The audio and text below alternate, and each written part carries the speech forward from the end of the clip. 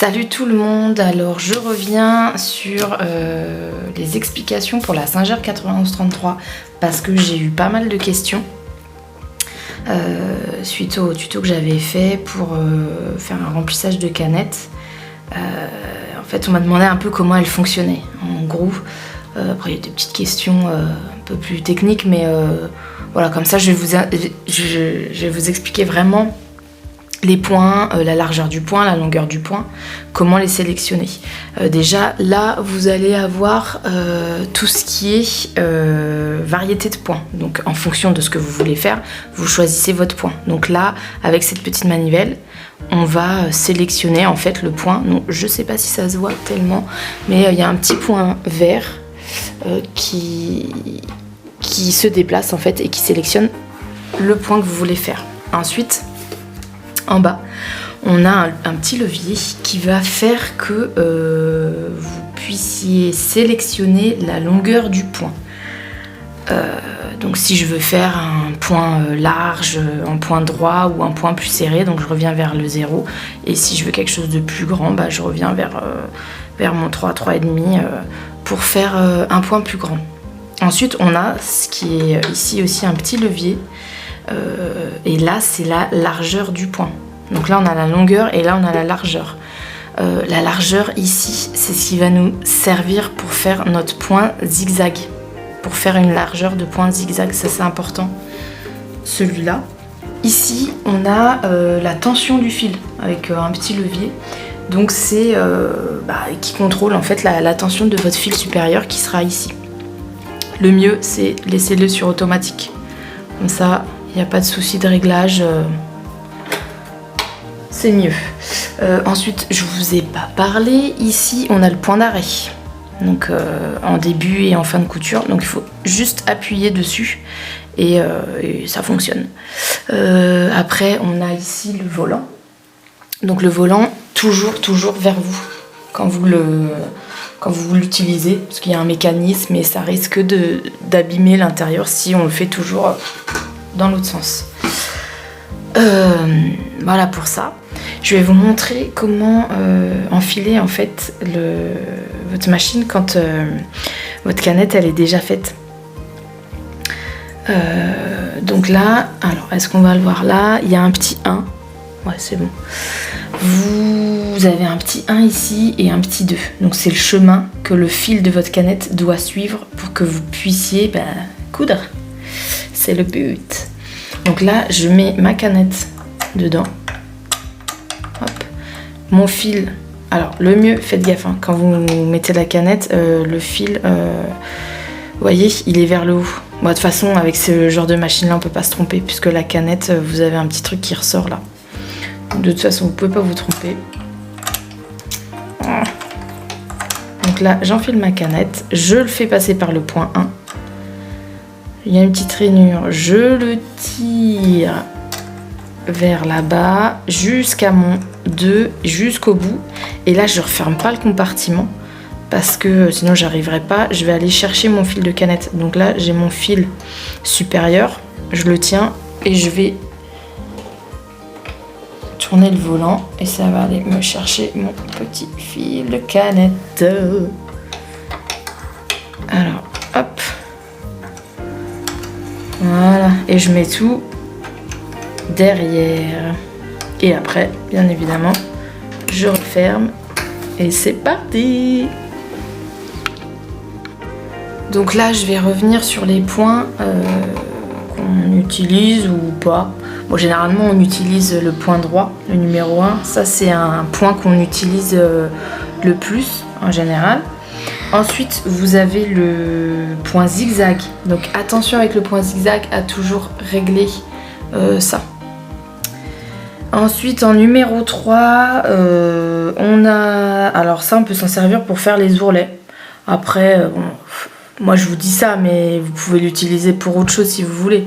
Mais ça peut être fait pour des ourlets. Ou alors, si vous n'avez pas de surjeteuse, vous pouvez même utiliser ça pour surjeter, je dirais pas surjeter, mais pour finir votre couture, pour éviter que ça s'effiloche. Au point zigzag, c'est pareil, vous pouvez utiliser ça aussi. Après, on a le point zigzag multiple.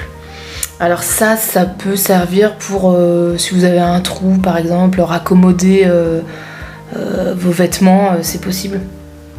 C'est possible. Ça serait plus le numéro 5 serait plus un point fantaisie ou qu'on utilise pour des tissus élastiques aussi. Ça peut être possible.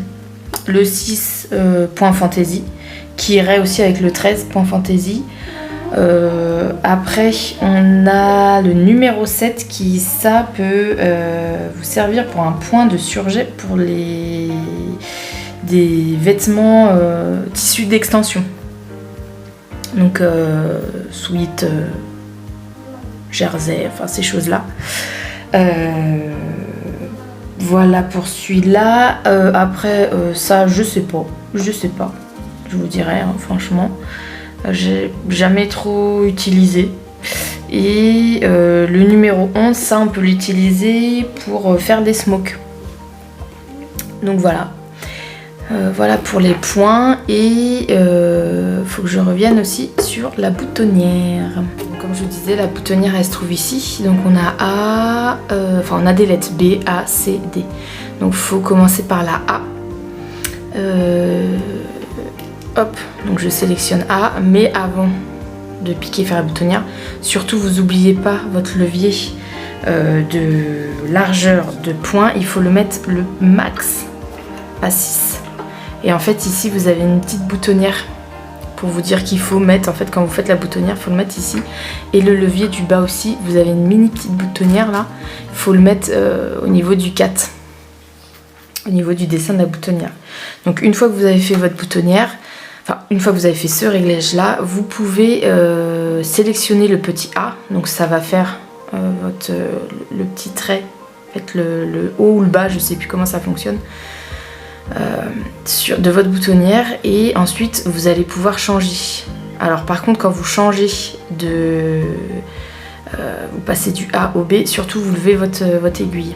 Donc après je passe au B, je fais, ça va me faire tout ce qui est ici, ensuite je retourne au C, ça va me faire tout ce qui est ici, et après je retourne au D et ça va me faire tout ce qui est ici de ma boutonnière. Voilà pour la boutonnière. Alors je vais vous montrer ce que contient cette machine, enfin ce que contient. Après je sais pas si j'ai tous les pieds. Donc comme c'était une machine que j'avais récupérée, je sais pas si elle est complète. Je vais vous montrer ce que j'ai et surtout à quoi ça sert. Donc voilà, donc après les pieds sont super bien rangés parce que vous avez un petit compartiment au-dessus sur le fil supérieur, hop, qui se lève. Voilà, d'ailleurs j'ai oublié, j'avais celui-là aussi. Alors ça c'est pour faire votre boutonnière. Je vais peut-être vous faire un tuto aussi pour comment faire la boutonnière. Si vous avez des problèmes pour le faire, ça peut être un peu compliqué.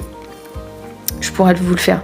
Ensuite, moi j'ai 2 canettes que j'avais dedans, donc en tout j'en ai 3. Après vous pouvez, je pense, en acheter sur internet.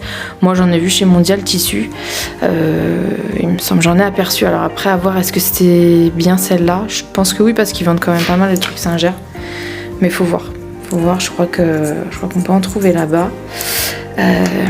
Voilà. Ensuite, donc on voit qu'il y a bien des petits compartiments. Il y a plein de choses. Bon, ça, je sais pas trop à quoi ça sert. Franchement, bon, ça c'est pour nettoyer un peu votre machine. Le bout, je sais pas. À voir. Donc je cherche pour voir. Qu'est-ce que j'ai là? J'ai un pied. Alors ce pied-là, donc ça se positionne comme ça. Et si je ne me trompe pas, ça c'est pour coudre des boutons. Voilà, en fait vous le mettez comme ça. Et puis ça vient comme ça. Piquer le bouton. Ensuite on a un pied comme ça. Alors ça c'est toujours le pied hyper pratique. Voilà. Ça c'est pour mettre les fermetures. Donc on a toujours besoin d'un pied fermeture. Ensuite qu'est-ce qu'on a comme pied? Ensuite on a ça, ce gros pied là qui doit s'insérer comme ça. Alors ça c'est un pied de reprisage. Donc ça répare en fait les surfaces qui sont usées, déchirées, enfin bon. Donc ça vous aide, ça plante ici. Tic, tic, tic, et puis ça répare les choses. Bon, vraiment, franchement, c'est des choses que moi j'ai jamais utilisées. Après, voilà. Bon, après, j'arrive pas trop à le remettre.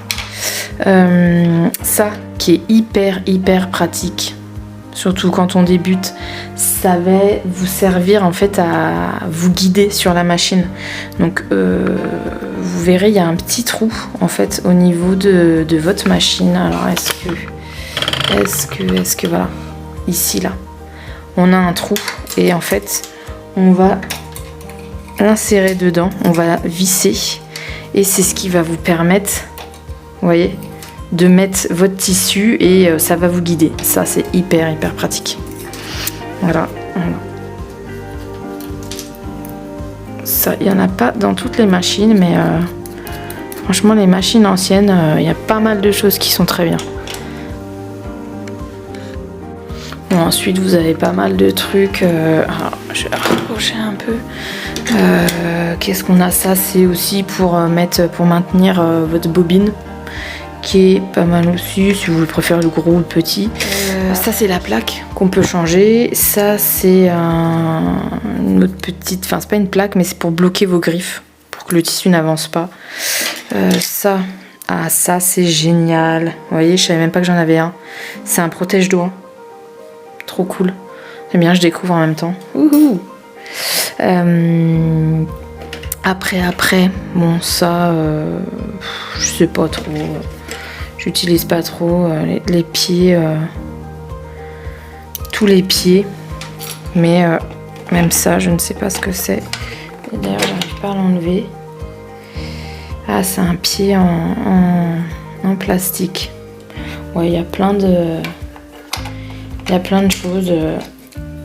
Voilà, je suis arrivée à la fin de mes pieds, donc je pense qu'il m'en manque parce que j'ai des compartiments qui sont un peu vides. Donc je sais pas où c'est passé, aucune idée. Donc voilà, j'espère que cette vidéo vous aura plu. N'hésitez pas à vous abonner, à me poser des questions. Et puis je pense que je reviendrai avec un tuto boutonnière avec cette machine à coudre. Donc voilà, allez, bonne couture et bonne couture.